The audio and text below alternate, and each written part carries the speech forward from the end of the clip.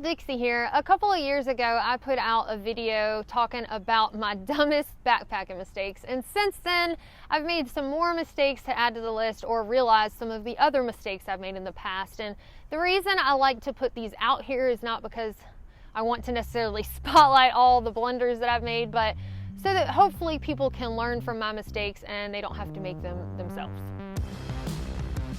The first mistake I want to talk about today, I made while on my thru hike of the Appalachian Trail, and that was to not take Imodium backpacking with me. I learned the very hard way because I ended up getting food poisoning from a microwavable sandwich at a hostel where I'd stopped to eat lunch, and it made the next several days completely miserable. I think I had diarrhea for like 5 days or something. It put a damper on my trail days experience because I was still suffering from that when I hiked into Damascus for trail days. If I had had some Imodium, I think it certainly would have helped with that situation, but not only was it miserable, but it's dangerous to be out in the wilderness when you end up with diarrhea because very quickly it can dehydrate you, especially if it's hard for you to keep other liquid down. So all I could think about while I was sick is that I would never be caught on trail again in that situation without having some sort of anti-diarrheal, and I couldn't wait to get to town and get some Pedialyte to kind of help make up for all of the liquid that I lost. So anyway, you will not find me on trail these days, period, not even on a day hike without having Imodium in my pack. The second mistake I want to address today was when I went up Mount Katahdin and back down at the end of my AT thru hike without Microspikes. If you've seen that video, you've probably noticed that the trail was covered completely with snow and ice, and it was a very dangerous situation without having any additional traction than just the bottom of my trail runners. Now, in my defense, I didn't know that Microspikes and crampons and ice axes or even yak tracks existed at that time because I've always lived in warmer climates where that's not something you have to worry about in the wintertime.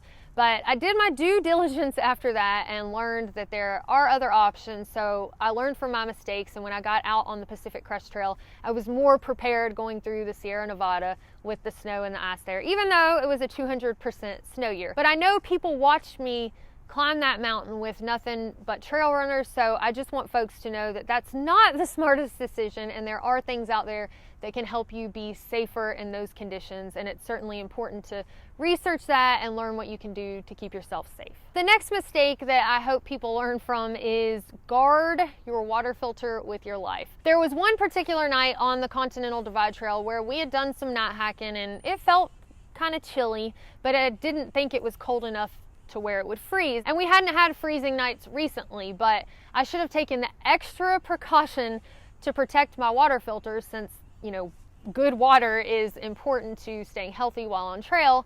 But I left my water bottle with my Sawyer squeeze attached to it, just lying on the floor of my tent.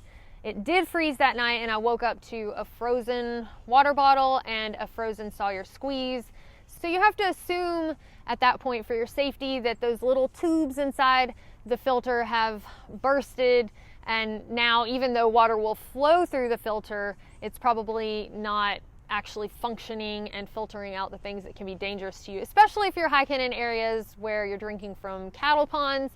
So at that point I had to use a friend's filter, or I did have my stove so I could have boiled the water and treated it that way and just ran it through a bandana to kind of get all the particulate matter out. I eventually hitchhiked into town, got some bleach so I could treat my water temporarily with bleach until I could have another Sawyer squeeze sent to me on trail. So moving forward, I will always put my filter, if it feels chilly at night, in a Ziploc bag and sleep with it inside my sleeping bag. That way I'm absolutely positive that I'm not compromising my ability to filter water and make sure it's safe to drink. The next mistake is hiking above tree line to a peak of a mountain afternoon when thunderstorms are most likely to come rolling in, even on a clear day. This is in reference to especially my thru hike of the Continental Divide Trail, and I knew it was dumb. Y'all even told me it was dumb, especially after watching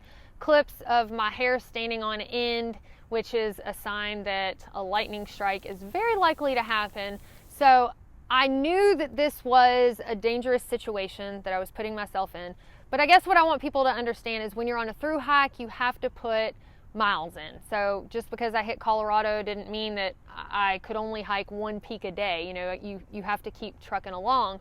I knew that there was more of a risk, and so I still tried to take the most logical approach that I could, aside from just not hiking anymore. But the main reason I want to address this is to say that if you're doing day hikes or section hikes where you can kind of plan around it a bit better, then do that. Definitely avoid these exposed areas and peaks after noon, especially in Colorado in July, where it's just known that that's putting yourself in a bad situation. But if you find yourself on a through hike of the Colorado Trail or the Continental Divide Trail, there are still some decisions that you can make that will reduce your risk. So maybe waking up super early in the morning, like 4 a.m., hitting the trail and doing as many miles as you can before noon. Or if you see a storm rolling in, then, you know, stay low and don't climb that peak. But it can change so quickly. Like, everything can look beautiful and clear, and you can plan for this magnificent view while you're taking a lunch break at the top or whatever, and then by the time you get up there, like a couple of miles, boom, the storm has rolled in and lightning striking around you. So just use your brain as much as possible, but there are risks associated with that. So I want to say that I recognize that, and if you can avoid these exposed peaks, then definitely do that. And finally, the last mistake I want to share with y'all today is night hiking in grizzly country. Honestly, night hiking in bear country in general is probably not the safest idea.